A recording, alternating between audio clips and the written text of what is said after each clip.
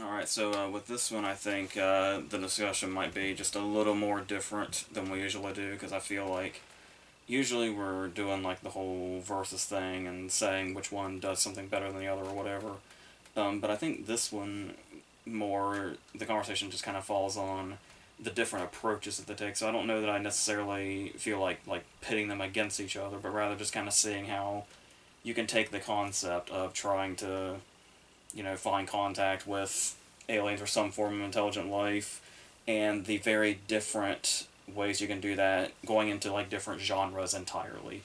And obviously, I do want to make a couple of things clear before we start. For starters, obviously, we're going back to VHS territory because that just happens to be how I own this.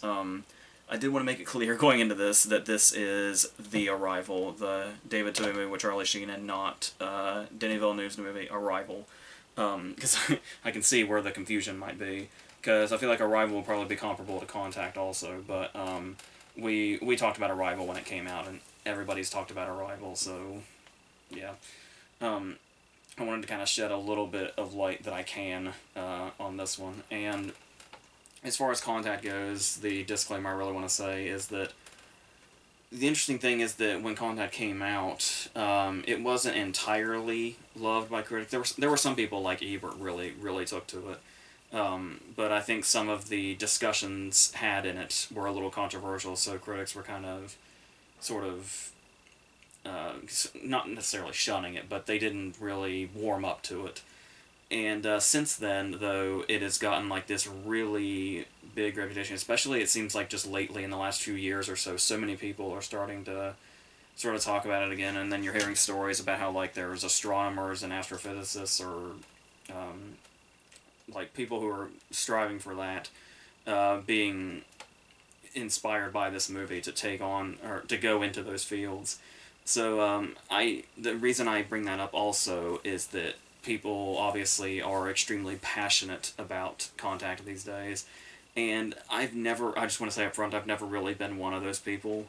Like, we'll talk about what it is that I really admire about it, and it is a movie that I do like, but I just want it to be clear going in that this isn't necessarily like going to be I'm not as passionate and in love with Contact as many other people are, so if it seems a bit like, underwhelming, that's all that is. So if you're like, here to just completely praise Contact, I may not be the person that you're looking to hear from. So, I think that's pretty much all I really needed to bring up going into these. So I guess we can just I suppose we can start with Contact, even though it came out the year after. But the interesting thing about Contact being that it kind of has this sort of refreshing vibe to it, especially when you look at the time that it came out, because typically when you hear about movies and contacting aliens and stuff like that, it eventually turns into like sooner or later they end up a threat, and then it turns into this whole invasion sort of thing. And what's refreshing about Contacts, especially around that time, was the fact that it's instead of going like the fear direction, they take this more realistic look as far as the curiosity of looking out there for intelligent life, and the fact that in place of that curiosity usually it's just straight up fear, and that's where movies tend to get their plots when they're about stuff like this. Which you could say about The Arrival, because The Arrival is basically a thriller. But the fact that it kind of takes the approach of like a paranoid thriller straight out of the 70s, and does its own really great things with that, um, which we'll talk about in a minute. But here, obviously, we have Robert Zemeckis, and the idea of Zemeckis tackling Carl Sagan just kind of seems like this match that would just work, especially with Zemeckis just constantly, especially in this time, kind of constantly evolving as a filmmaker and kind of opening up these new doors, particularly for like effects and stuff like that. So I feel like, especially in '97, if any director was going to be right to tackle this, it's the stars aligned, no pun intended. So another thing that it kind of approaches, when I was talking about the stuff that seemed to maybe put critics off when it first came out, was this interesting complexity that the movie has in regards to combining science and religion. Because obviously, especially nowadays, it seems like science and religion are getting farther and farther apart. and the fact that we have a character like McConaughey's character that kind of brings those together, and his interaction and Foster's interactions with him, and how that brings that into discussion, because obviously she's on the other side of faith, and then the idea of that coming into the science that she knows very well, and that whole thing of her hoping to someday contact the parents that she's lost, and how it's like there's something, there's like a middle ground there where these things are connecting in a way, whether she completely sees it that way at first, or if he's going to bring it out of her. But then another one of the sort of realism factors to these discussions is there's a third party element here where there's science and religion, and then there's the whole idea of having the characters that basically politicize everything. And naturally, if you want to keep going into real life, who is going to make this all about politics but James Woods? Because of course it's James Woods.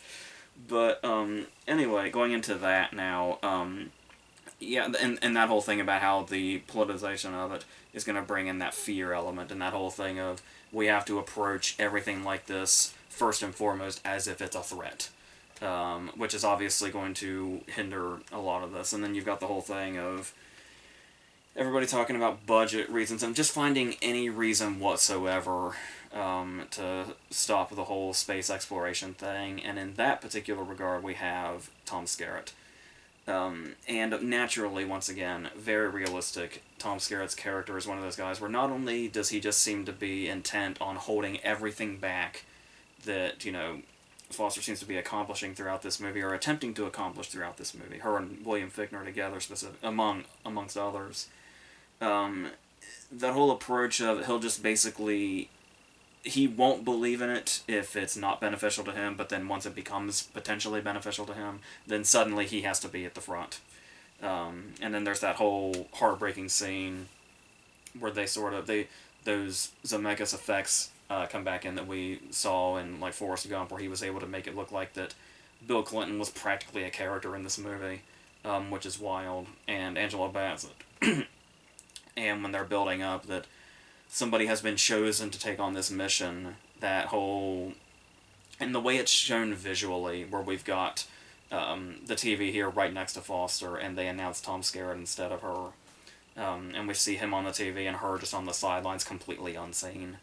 And it's this really heartbreaking scene, especially when we see her from the beginning, when she was played by Jenna Malone, and she was, from a very young age, she was just kind of stargazing with her dad, and then that's all it really took, and it's gotten her to this point, and this passion for it, and I obviously kind of driven by the fact also of losing, because obviously she lost her mom in childbirth, and then losing her dad at pretty much the worst time, which, talking about how Zemeckis handled this movie, obviously we talk about the effects and stuff like that, and the emotion is obviously very well handled here also, but there's also sometimes visuals that will just completely catch you off guard, like that insane scene where her dad she's basically found him dead, and she's running up to get his medication, and we see her run entirely down a hallway, and then there's kind of a clear dissolve here as far as the effect of it, but still it's an extremely impressive shot where it looks like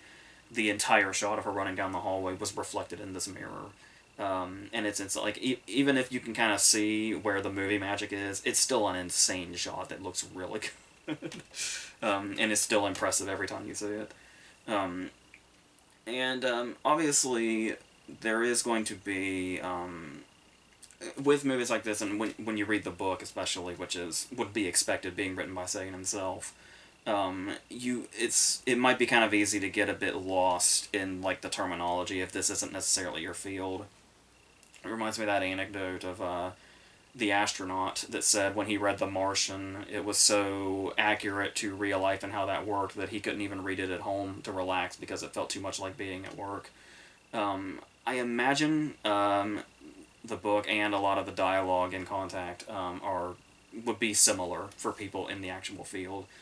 But I will also say that as far as getting lost in the terminology, coming from me specifically, in my personal experience, that's just an observation, that's not a criticism, because I basically failed science, like, every time. So even if this was put in like layman's terms, I still probably would have been lost anyway. So I hold nothing against the dialogue personally, because that's probably a me problem anyway. So just leaving that with that. But yeah, the interesting thing about it is, before we get into like the really effects heavy stuff, because the movie's obviously basically an epic. It's a very full 2.5 hours. But a lot of it, before we get to the real special effects driven stuff, is all about like the conversations and the discussion and the speculation and stuff like that.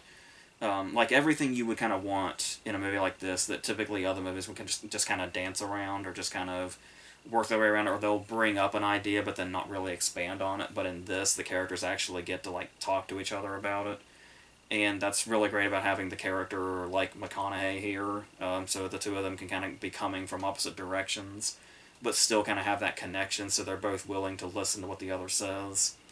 Something that we don't really see that often, not just in movies, but and the fact that their dialogue kind of has that whole science versus faith debate, but we have McConaughey's character here to basically say, like, kind of be in that middle and say, like, why do science and faith have to be seen as opposites?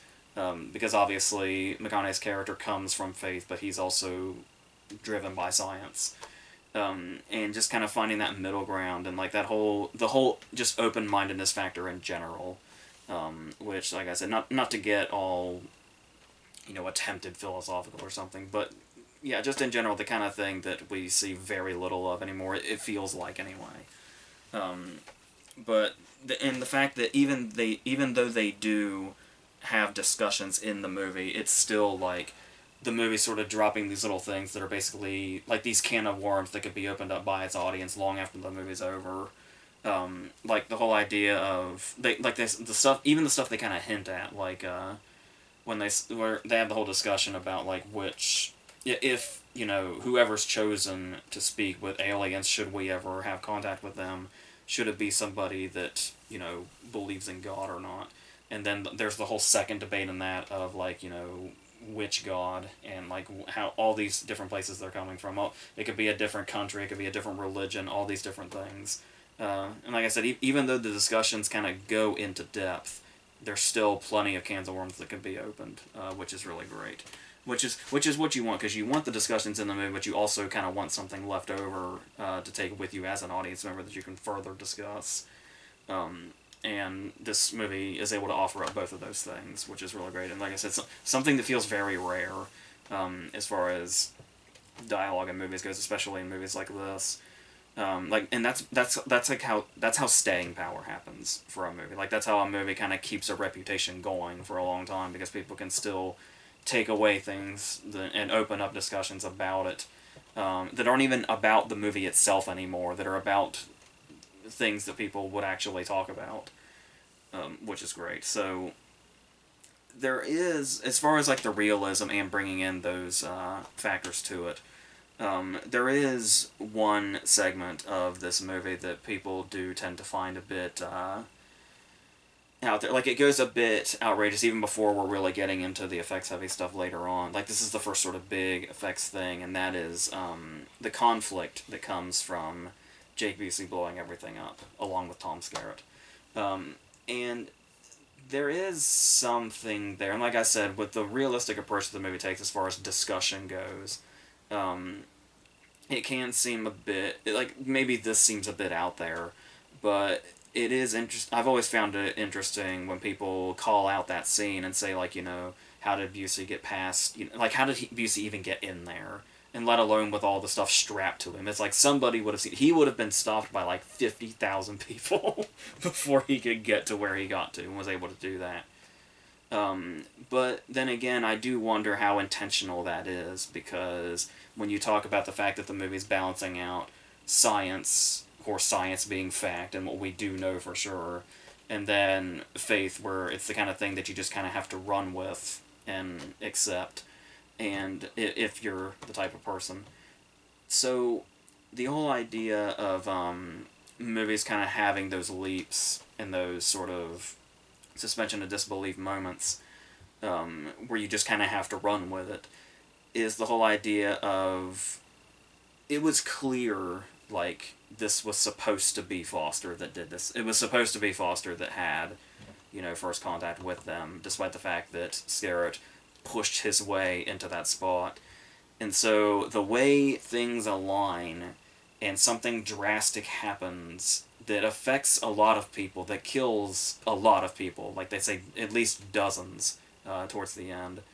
But dozens of people suffered this tragedy for one thing to happen that absolutely had to happen for the better. Kind of sounds like a Bible story, doesn't it? I mean, that's the way I've always taken that. As far as explaining, how the very unlikely happened.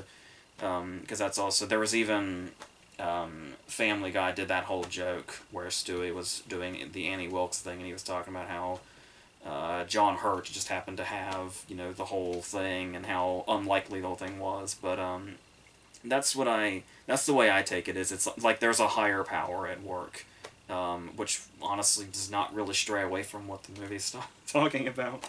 So that's how I did it. Other people could probably see that a different way, or just see it as lazy writing, but it's, given everything else around it, and that's the only scene that really seems to be heavily criticized, it seems like there's surely a purpose there, like an intentional purpose there for it, and that it plays out that way.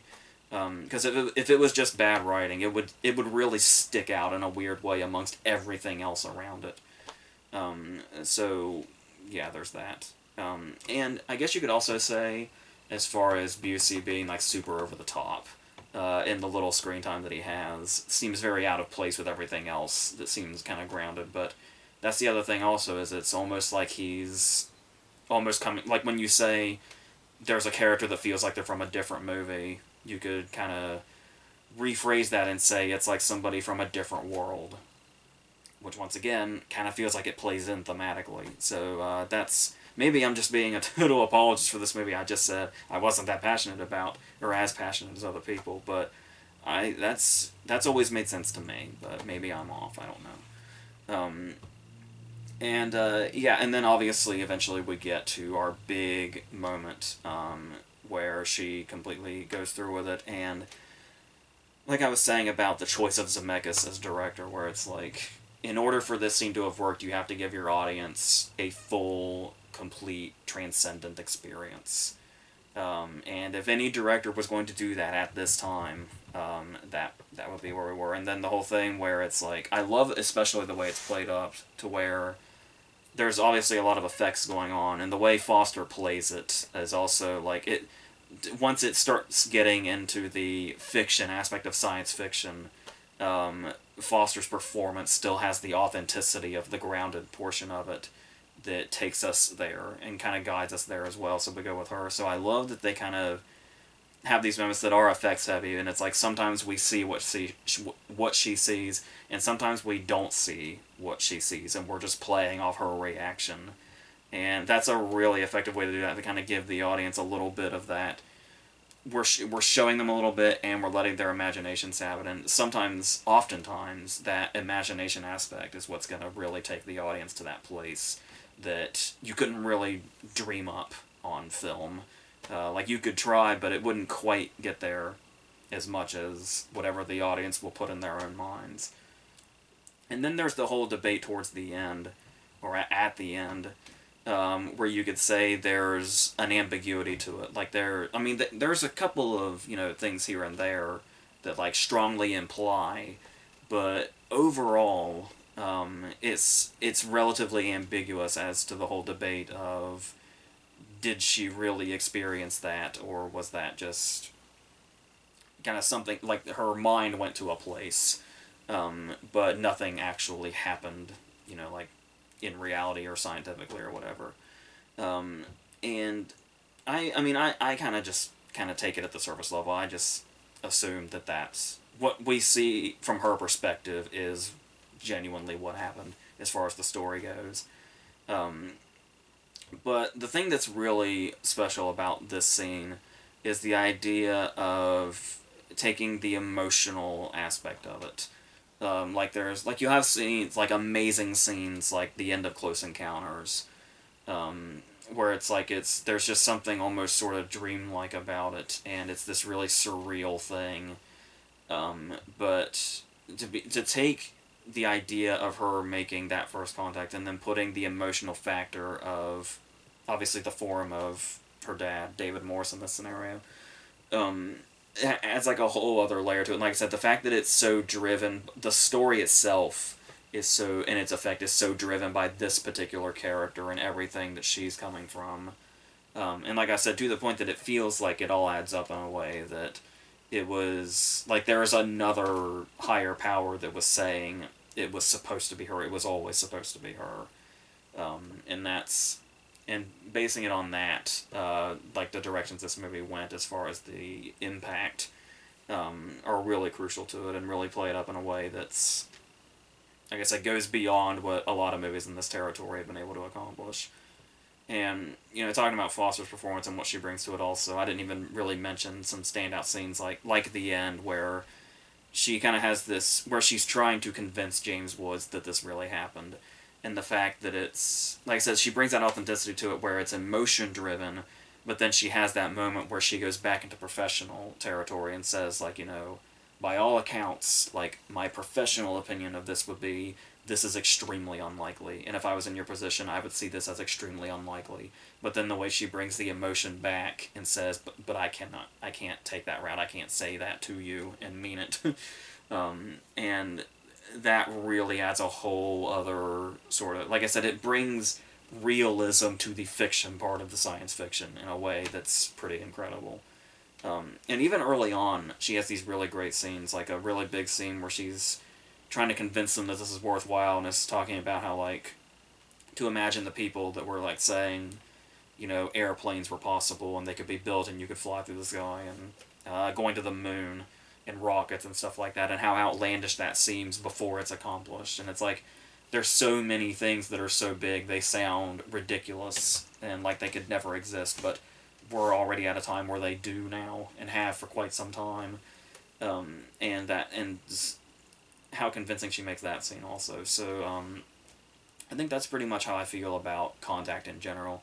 I've never really, like, this is why I like doing this so much, is it's kind of being able to talk it out, kind of gives me more of an appreciation, where it's like, because I don't really, because there's not a shitload of people, especially in my circle, that would talk about a movie like Contact in the way that it should be talked about.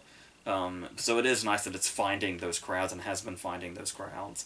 So this is basically my opportunity to do that, and talking it out, I'm seeing more and more where the passion is coming from. Like, I already kind of got the idea of why people were passionate about it before, but I'm getting there the more I talk about it. So that's pretty much how I feel about that. So to talk about The Arrival's very, very different approach, which this was the year before in '96, and like I said, is by David Twohy, who is the very criminally underrated David Twohy. And I say that as somebody that's not a Riddick fan at all. Like, I really do not like the Riddick movies, but I will be one of the first people to tell you David Twohy is extremely underrated.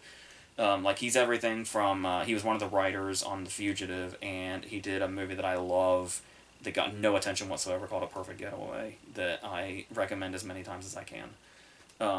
And here he takes the sci-fi approach, but like I was saying, not just the sci-fi approach, but basically going into that 70s paranoid thriller territory we talked about when, just earlier this month, or last month, or whenever you're watching this, we talked about 3 Days of the Condor and The Parallax View. And it's like, it's basically one of those movies. It just happens to have a sci-fi element. It came out in the 90s. And has aliens in it that we see. But once again, the same setup and the same sort of setbacks. We have somebody that's extremely driven. This time it's Charlie Sheen, and he's desperately trying to reach contact with some sort of intelligent life out there. And eventually, when he does, he's going to get set back, and they're going to say, oh, it's budget cuts and all that stuff, and basically do everything they can, once again, to prevent any sort of big space exploration or anything like that. But obviously this movie has something a bit more sinister up its sleeve in regards to that. It's worth noting, the great Ron Silver, who died many years ago at this point, is the sinister figure here, and he was very very good at playing sinister. He could play really good like sensitive parts, and he could play sinister like nobody. Blue Steel with Jamie Lee Curtis is a big example as well. Um, and we immediately get that vibe. Like as soon as Sheen is basically fired and sent on his way, we get the vibe that what's going on here is not what it seems, and something very, paranoid thriller-esque is about to happen. Like Richard Schiff is in here briefly before he suffers the fate of just being involved in this.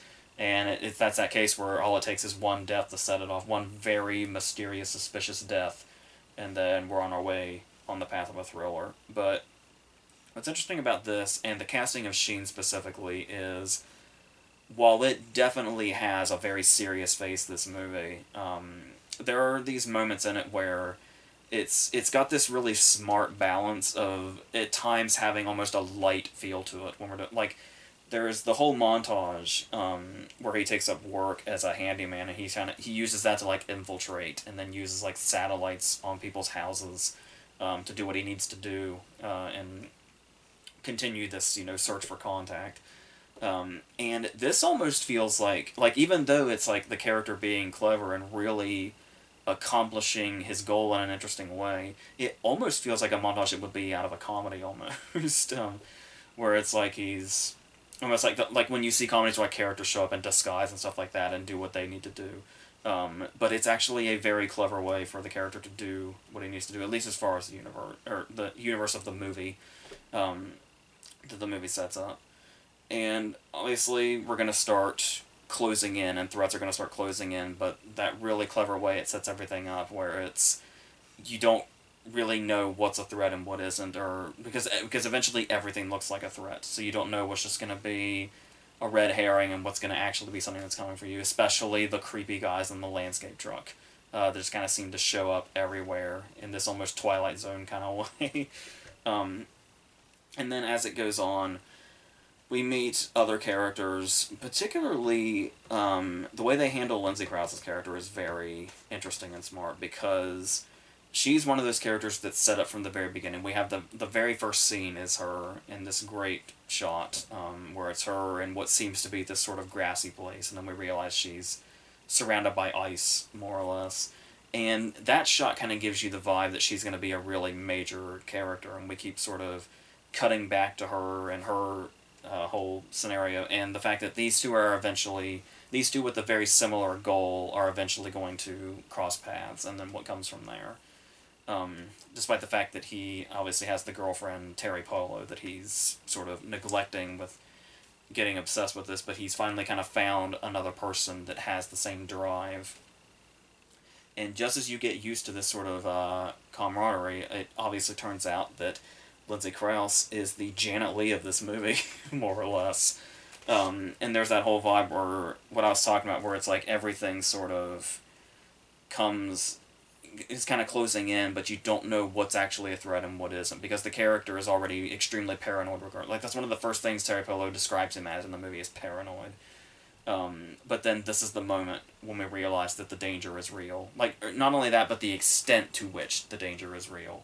Because obviously there's danger looming throughout it as soon as we see Ron Silver's character is clearly sketchy in his first scene.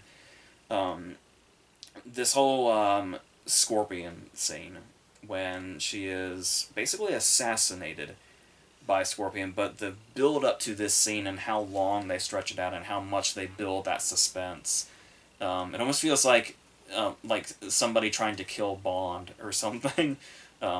Like in Dr. No when they unleashed the tarantula that didn't work out. But the Scorpion managed to succeed after a whole bunch of build-up. And then that's when we kind of realized that all bets are off, and this is a really, really deadly situation, and death could be coming from literally anywhere, and from anybody. And so that's where we pretty much have Sheen at this point, especially when he's in Mexico. And it's interesting to have him in Mexico now, because he's obviously in this foreign place that he's not familiar with at all. So there's just like this full-on lost feeling while you're basically running for your life, while still trying to accomplish the goal of finding out what's going on. And it really sets itself up as a really effective thriller. And then, of course, we eventually get to our reveals and the idea of the aliens being able to take a human form. And there's a lot of things that come up where we talked about how Contact was kind of grounded in this realism as far as where the discussions were coming from and where the goals were coming from. Even in a movie as much more theatrical and unrealistic as The Arrival, it's got those moments also, particularly in regards to like climate change and stuff like that. Um, which it's still so bizarre to me every time you how far back you can go when movies were talking about it, when it just seems like there's a lot of people, and that's kind of the problem, is that people think it's a new thing. Um, but there's the whole aspect here of, and I mean, at this rate, it's also very cliche, which could also be a problem that it's as ignored as it is. But the idea that the alien in Ron Silver form tells him there's basically this debate of who is the real threat to Earth, and the whole idea of him saying, you know, we're just basically here to finish what you started, and it's like this very different form of invasion we haven't quite seen in a movie. Um, and the fact that it's really just prep for an invasion is what this whole thing is. And I love like some of the foreshadowing we get, like when he's walking around Mexico and we see those skeleton puppets and how those skeleton puppets kind of walk more or less in the way we see the aliens walking later, and it's really weird and nightmarish. The way they did it's like I could see people thinking, especially now, that the aliens probably look a bit ridiculous and too sort of, especially when you're thinking about something like Contact. It can seem very cartoonish the way the aliens are portrayed in The Arrival, but like it's really their goals that bring this sort of almost realistic terror to them. And obviously it's going to be 1996 CGI also, which, you know, some of it still looks okay, and a lot of it looks very 1996 also. Um, but yeah, that whole thing where there's still this scary aspect to it. Even if some of the effects might be dated, we still get, you know, characters saying stuff like, um, if you can't tend to the earth, then you don't deserve it, and stuff like that, in the very threatening way. But the fact that, like, that there is a real life threat that may not be aliens necessarily, there is definitely an underlying thing here, that makes the movie even scarier than just what's on its surface. When just, you know, knowing the aliens and them taking alien form or human form and stuff like that. And that's the thing also where you talk about the villains that have they're villains that do super villain things with super villain means, but they have the right cause. It's like, and this is one that we've seen that in a lot of movies. You know, stuff like The Day the Earth Stood Still and stuff like that, and all the way up to stuff like Kingsman was touching on this.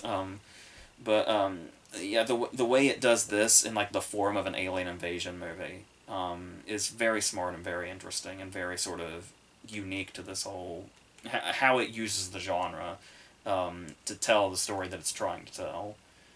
In the way that it does, like I said, in that sort of classic thriller vibe. There's a lot of stuff that kind of went into this that you would think would be a mess of things trying to mesh, but they go together shockingly well. And then you have Charlie Sheen at the middle of this, who lately may not be thought of for his acting skills, but he did have them at one point.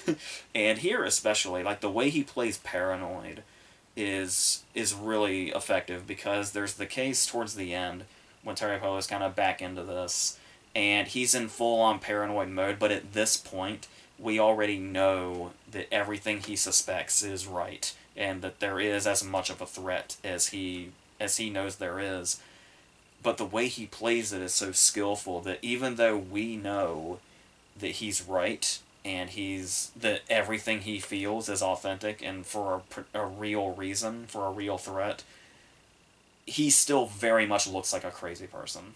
And so to see it through the eyes of Terry Polo's character, and that debate of wanting to believe him, but he looks and sounds insane. But even though in this point in the movie we know everything he knows, and we know it's all very real, it's this alien invasion, they're taking human form, and they're looking to invade by the whole climate change aspect and the Earth heating up and all that stuff. How crazy it sounds and how crazy it looks through him, especially, and to hear it through him, even though we know that's what's going on. And the way he's able to accomplish that is very well done. Um, and obviously it has a very thrilling climax. Like I said, even despite some of the shoddy effects, there's a lot going on. There is a lot of action. There's the moment especially where my vertigo kicks in really bad, where Toyopolo slides across the satellite and then like just barely makes it to the edge without going over. Like I said, just the way that's shot, just really, I still have to hold on to something when I see that shot, which is really impressive even now. So, like I said, some of the CGI is not really holding up, but there's still definitely a nice thrilling climax here, and then the whole Kiki twist is always a gut punch, where it's like they really build this kid up as a character in this really great way, where it's like normally when you introduce a character that's a kid that kind of forces his way into things and asks a lot of questions, it can be easy to dismiss the character as very, very annoying, and we feel the annoyance with the main character. Um, but he's also a really likable character, and he's asking the right questions. So we kind of like really grow onto his character, that when that twist is revealed about him, which is, it's like almost heartbreaking. Like you almost feel betrayed, and it's but it's yeah. So that's basically how I feel about that movie as well. So I said very, very different approaches, to where I didn't really want to approach this as like the typical versus thing that we do as far as like choosing one or the other. There's times where you're feeling, like really contemplative, and you want to, debate certain things and see how far you can get your mind to go into certain territories, and what you can maybe discover along the way about yourself, or, learn along the way about something else.